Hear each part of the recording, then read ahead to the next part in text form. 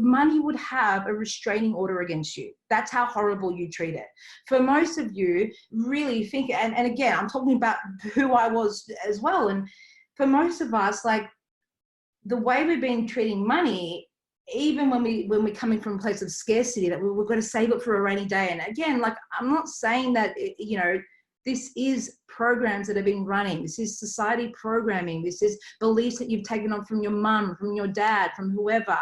You know, you've heard things, and so you've been programmed as a child that save for a rainy day, or you got to work hard for money, or whatever it is. And so when we're literally trying to collect money so we can see it in our bank account, so it makes us feel certain and safe, and we want to keep you there and you can just collect dust, how is that any different to locking up a person in a dungeon? Like, you will stay there where I can see you, and I will bring you down food and some water.